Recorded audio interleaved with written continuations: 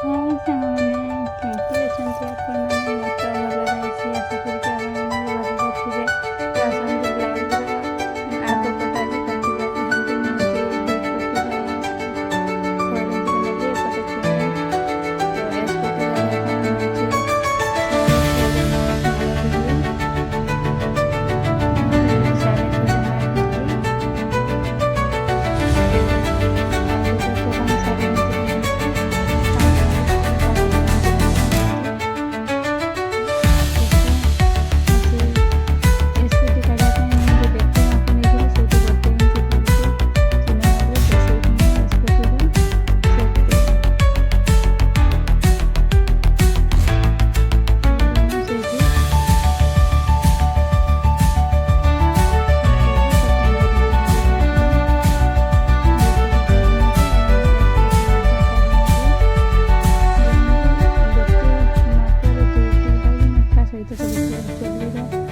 ଗୋଟେ ପାର୍ଟ ସେପଟେ କାଟିକି ରଖିଥିଲି, ତ ମୁଁ ଏବେ ତାକୁ ପକେଇକି କାଟି ନେଲି।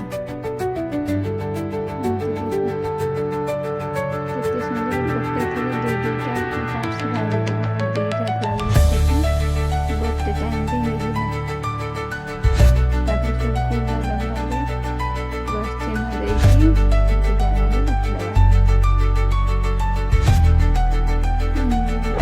ଏମିତି କାଟିଲେ କ'ଣ ହୁଏ ନା, କିଛି ବି ସିଲେଇ କଲାବେଳେ ଆଉ ବଳିବନି। ତ ସବୁ ପୁରା ମାପରେ ହେବ। କିଛି ନା ତ ଜଏଣ୍ଟ କରିଥିବ, ନା ତ କିଛି କଟିଂ କରିଥିବ। ପୁରା ପରଫେକ୍ଟ ମାପରେ ହେବ। ଦେଖନ୍ତୁ ମୁଁ ଦୁଇଟା ବ୍ଲାଉଜ୍ କେତେ କମ୍ ସମୟରେ କାଢ଼ି ନେଲି।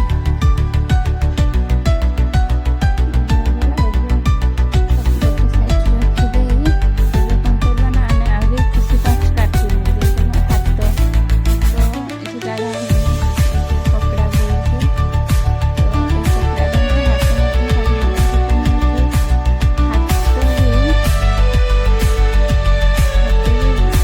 ଗୋଟେ ଥିଲେ ମୁଁ ଦୁଇଟା ବ୍ଲାଉଜ୍ର ହାତ କଟିଂ କରୁଛି। ଏମିତି କରିବେ ନା, ତ ମାପ ଭୁଲ ହେବ ନା କିଛି ବି ଭୁଲ ହେବନି।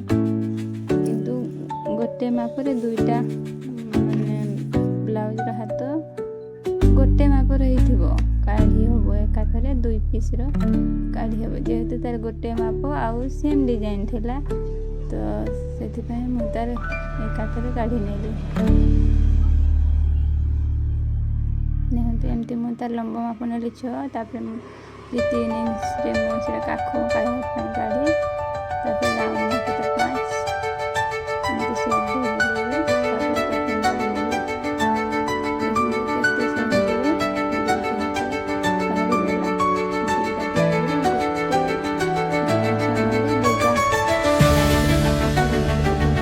ଆଉ ମୁଁ ଚେଲି ପାଇଁ ଆଉ ଗୋଟେ ପାର୍ଟ ଥିଲା, ତ ତାକୁ ବି ମଧ୍ୟ କାଢ଼ିନେଲି। ଚେଲିରେ ଯେତେବେଳେ କାଢ଼ି ରଖିଥିବେ କ'ଣ ହୁଏ ନା, କଟିଂ କଲାବେଳେ ଚେଲିରେ ତାକୁ ଆଗରୁ ସବୁ ସାଇଜ୍ର ରଖିଦେଇଥିବି। ସାଇଜ୍ 32 ସାଇଜ୍ 36 ସାଇଜ୍ର କାଢ଼ିକି ରଖିଦେଇଥିଲି। ହେଲେ କ'ଣ ହୁଏ ନା, ଏବେ କାଟିବା ପାଇଁ ସହଜ ହୁଏ। ଆଉ ତାକୁ ମଧ୍ୟ ମୁଁ କାଢ଼ି ନେଲି।